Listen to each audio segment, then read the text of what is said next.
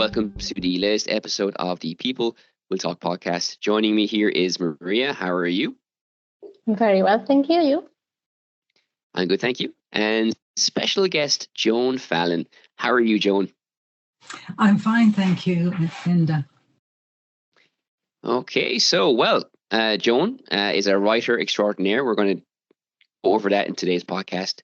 But first, a very interesting question. I asked this to everybody who's not Spanish who joins us in the podcast. Joan, in your case, what prompted you to move to Spain?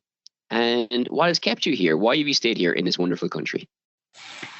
Wonderful country is one of the reasons, of course, but there were loads of things that led up to me moving to Spain, but they're mostly to do with family. My daughter came out here when she was very young, originally just to stay for a while, and then ended up getting married and having a son here. So when we were looking at what to do with our lives, moving on a bit from what we were already doing, we thought, well, let's go to Spain and join her, and that way we don't have to keep spending money popping over to visit her. And so that's how we came here. And of course, the son grew up and he has a family of his own now. And so I don't really have any family, close family, left in England. So that's why I'm still here. That and the fact that it is a wonderful country, and I have made lots of friends here. So this is my home now. That's really nice to hear, Joan, that, this family relation, but also that now you're very happy here and you have lots of friends. So, talking about your books, because you've written so many books, but all of them are really engaging. You have an engaging narrative, but a very interesting thing is that they're supported by historical research. So, they're backed up by facts, really, against different historical backdrops. So obviously you have a passion for history, I would say. Can you tell us a bit more about what interested you first in history and how important it is for you? Well, I've always been sort of interested in history, but when I was taking my exams, I went to the Open University to do a degree, and I wanted to do English literature, but I was too late applying, and so I did history. And then that's when I realised how important history really was to me.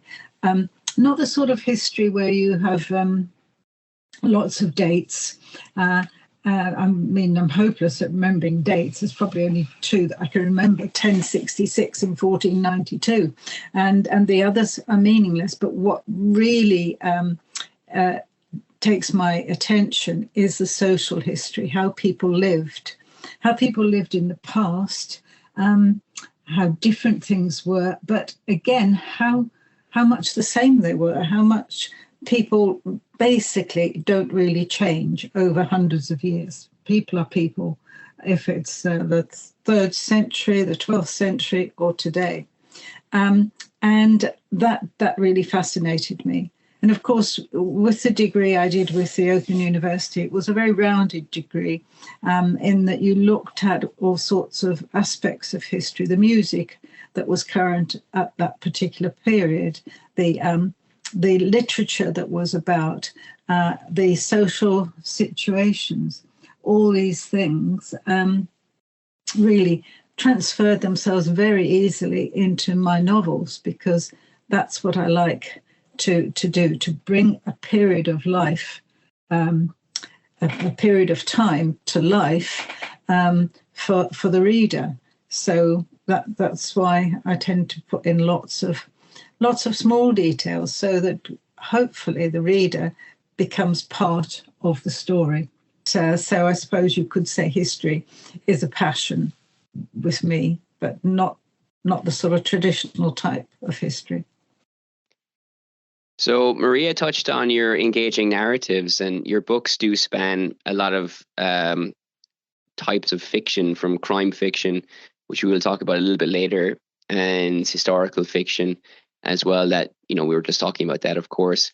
But I wanted to ask you specifically about your book, Daughters of Spain. It is a little bit different from what you normally write. It's a non-fiction book, and what is more, it's a series of interviews. So I guess I'm kind of wondering, could you tell us more about this story, what it's about, and if you enjoy this experience as it was a different one from what you normally do?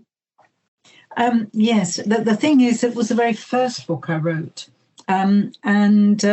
This has become a theme in my writing, in that I don't start out with a particular plan, but something will catch my attention and give me the idea of writing a book about it. And in the cases of Daughters of Spain, I think living in Britain, I'd had a very limited view of the lives of Spanish women in the dictatorship. And so I came to Spain, first of all, to visit my daughter, which was in the end of the 80s, barely 10 years since the dictator had died. And I was amazed to find how women's lives were not what I expected. I joined a language school that was owned by two women and run by two women. Women had their own bank accounts, all the things that I thought were not going to be possible. Women seemed to have transferred from almost a medieval life under Franco into the modern world in a very short time. And so I thought I'd like to know more about this transition and if it is true or it's just in Malaga. And so I decided to interview lots of different women. I didn't actually get round to it until we moved out to Spain some 10 years later, when I thought, well, you've still got this idea. It's about time you got on and did it, because the people you want to speak to are not going to be around for much longer. And so that's how I started doing it. I found it very interesting because, yes, lots of the things that I had already in my mind had happened. People had had lives like that. But women were very, a lot of the women were very strong. You know, they knew what they'd gone through, and they knew that they wouldn't stand for it again. And I thought that was that was quite interesting. The interviews were quite hard work because I did them all in Spanish, because obviously none of the people I spoke to spoke English, I don't think. And then I had to translate them. So I recorded them in Spanish, translated them into English, and then had to write them up. So it was quite a labour to do it, but I did enjoy the experience. And I also collected masses of ideas for subsequent novels. So that's how that particular book came about. That's really fascinating to hear, John. In part of it is, for me, a very anthropological, isn't it? Like you going around doing the interviews, collecting information that is really valuable before it gets lost. So for me, having done something like that is really valuable work and very interesting. But I also love what you said before about, the fact that people are people. So obviously, and then I have a strong interest in history, and it's at the same outlook. The most important thing really is to know how people lived and so on. So you do that really well in your books, because you also tend to focus on some parts of history that perhaps are not as explored. For example, Moorish Spain. That sometimes there are, or in certain periods, even nowadays, sometimes people try to diminish it. So can you tell us more about these books and why you had a particular interest in these periods? Well, I think coming to live in Andalusia and in Malaga, there's so much visual history around us, especially about the Moors, that I was interested in it simply because I didn't know anything about it, and I thought I need to find out more about this history. And there was an exhibition of Moorish or Islamic, I should say, art in just outside Cordoba, in the ruins of Madinat al-Sara, and this was in the year 2000. And so we went up to spend the day, and we looked around and everything. And I was just absolutely amazed by Madinat al-Sara, and also by the fact that this wonderful place had lasted no more than a few years, 70 years, and it was gone. And so there was a story there, and I thought, I need to sort of research this a lot more. And so that's how I got started on that.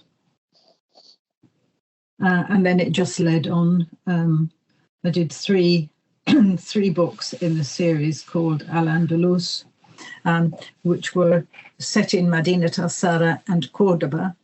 And the history there was fascinating, and how a strong man was holding the whole of Moorish Spain together for many years. And then when he died, things started to change, because it was this particular man, Abd al-Rahman III, who was strong enough and inspired enough to make himself caliph and to unite Moorish Spain, which up until that time had been a lot of small principalities. Of course, after he died, the story carries on, but his strong grip has gone, and so the country splits up again. So there's a lots of stuff going on all the time. And in 1013, the city of Cordoba collapsed totally. Madinat al-Sara was already in ruins, and the court and the people that actually survived moved to Malaga. So then I started the second trilogy, which was called City of Dreams, using the same family, but later generations, of course, because by now we're into the 11th century, and their life and the political and ruling lives of the rulers in Malaga. So the interest just grew and grew, but I thought enough is enough. After 6 books on it, I would give it a rest, because the history became so complicated that I thought I can just spend the rest of my life writing about the Moors in Spain. And as it is, I've only touched, of the 700 years they were here, I've only really touched on probably about 100 of them. So there's a lot there.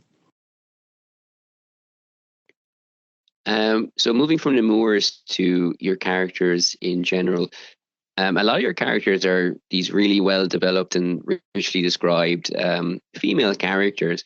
And I wanted to take a moment to ask you if you think there's a broader trend in literature nowadays where maybe in the past female characters were not so interesting or were forgotten in literature, books written by men, but now maybe we're redressing that balance and we're seeing more interesting female characters appearing in books. Is this trend happening? Do you feel part of a trend? If it is happening, what are your thoughts on all of this? Well, I gave this quite a lot of thought, and to be quite honest, I don't think that's the case. I think that in the past, many of the classics had strong female heroines. They might not have been standing on the picket lines and things like that, but they were wonderful characters. I mean, Anna Karenina in Tolstoy, written by Tolstoy. I mean, she was an amazing woman. And then you've got Tessa the d'Urbervilles. Females have been chosen by writers as their main character for many, many years. And the Irish writer, Roddy Doyle, I mean, the woman who walked into doors, she wasn't exactly a strong character, but it was a very social issue, domestic violence, and how he tackled it in that book. Another Irish writer, Brian Moore, he wrote a lot about women in his books. And Jane Austen, of course, she had strong female characters who lived in a very restricted world. So I think there's been plenty of strong female heroines in the past. Probably one of the writers who has promoted the female heroine a lot is Margaret Atwood. She's almost in the classics. She's still alive, so she's a modern writer, a contemporary writer. But nevertheless, I think I don't think that there's a big difference. Perhaps there are more female writers nowadays than there were before, just as there are more female painters. But it's been a transition, but not that.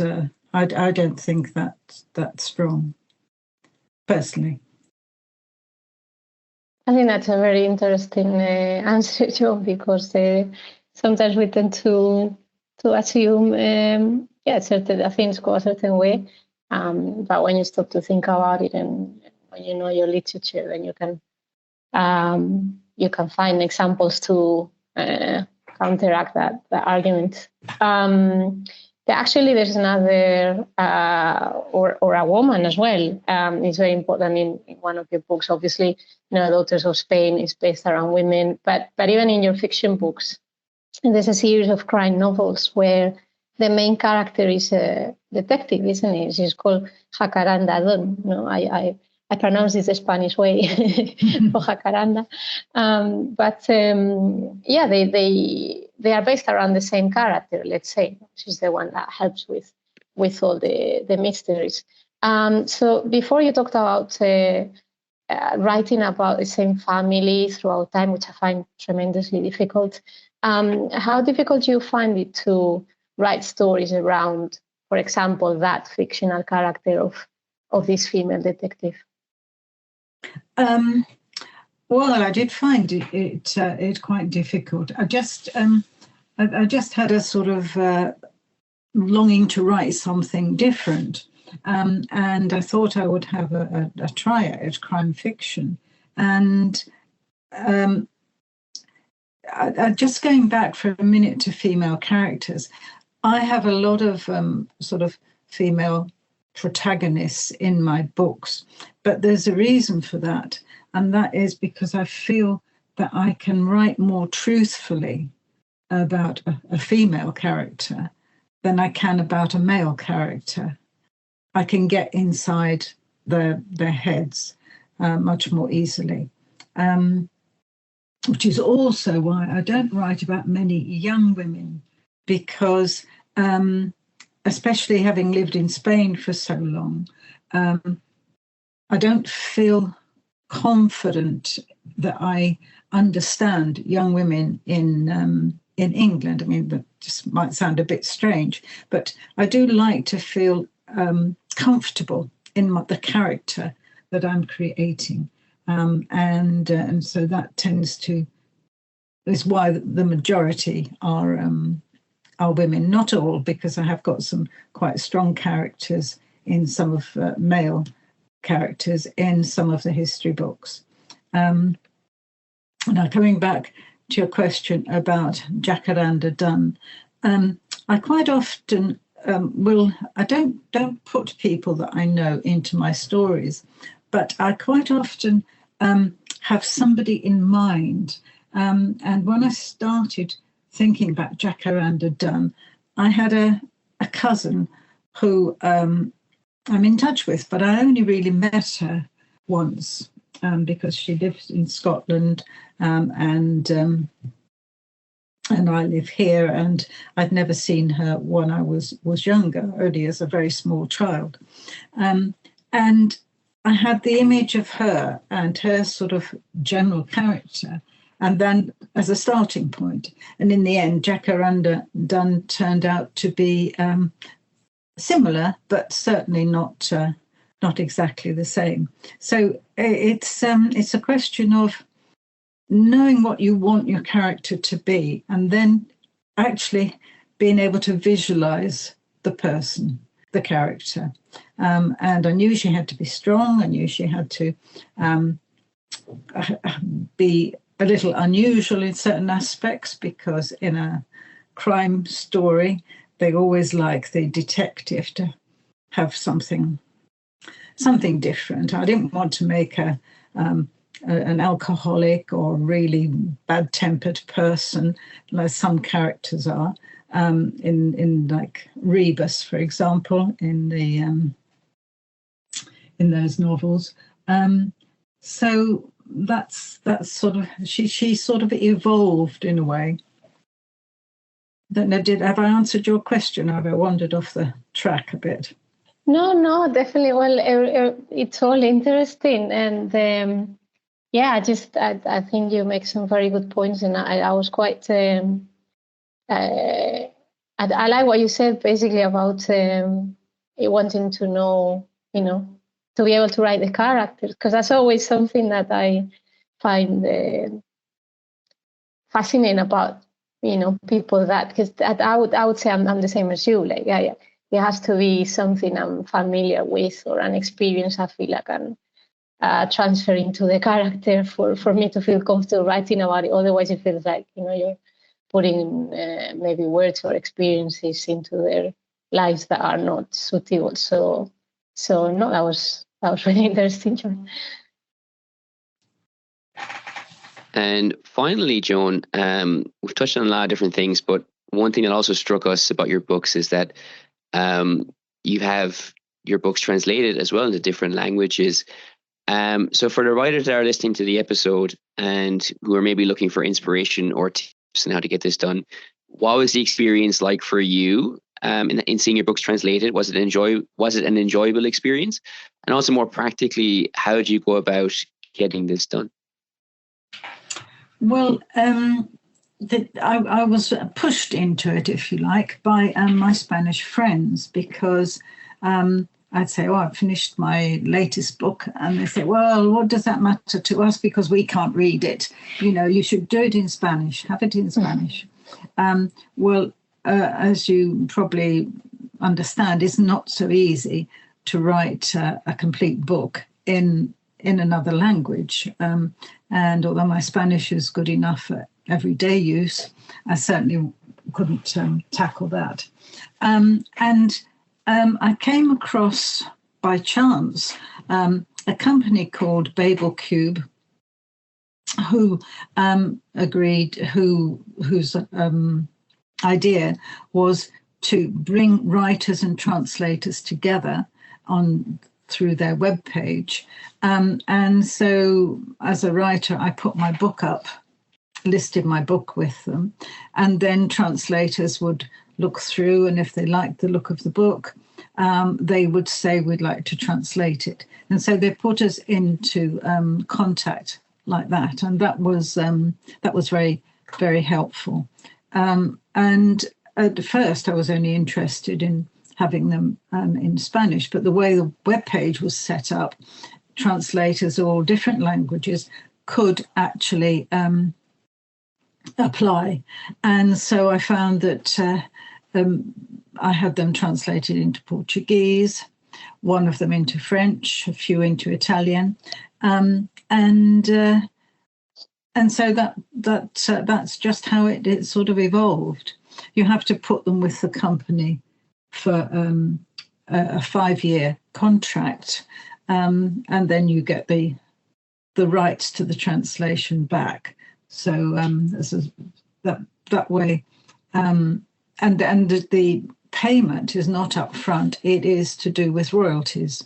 So as the author, I don't get much in the way of royalties to start with, but I think I think it's probably after about 2 years, I start getting more of the royalties. And the translator, of course, gets a lot of the royalties because they're doing the work and they need to be paid for it. So that is one way of going about it. You have to, I mean, you get the chance to rate the translator so that you can, before you agree to going with a certain person, you can see what their reviews have been like for other work and what their CV is. So you get an idea like that. The thing is with Spanish, it wasn't so bad because I could tell if the work was good or not. The things in Portuguese, I don't speak Portuguese, so you have to get somebody who says that they will have their work checked and double checked by somebody else. And what happens is that you soon get to know who are the good translators, and then you tend to keep to them. So in fact, I now only have 2 translators that I use on a regular basis, one Spanish and one Portuguese. So there's a bit of a learning curve with this. So any authors who are thinking of doing it need to sort of look very carefully at it. But by and large, it is one method of getting your books translated. So. It's funny how it goes, really. As you mentioned, you were prompted into this by your friends wanting to read the books in Spanish, while in our case we write primarily in Spanish, but the Spanish people we know only want to read our books in English so they can practice the second language. So there's no accounting for what's going to happen. But Joan, it's been an absolute pleasure listening to you. And just for my part, I want to say thank you so much for being here. I really enjoyed it. It was fascinating, everything you told us. I think our listeners would have learned a lot as well. Thank you very much for inviting me, and I've enjoyed every minute of it.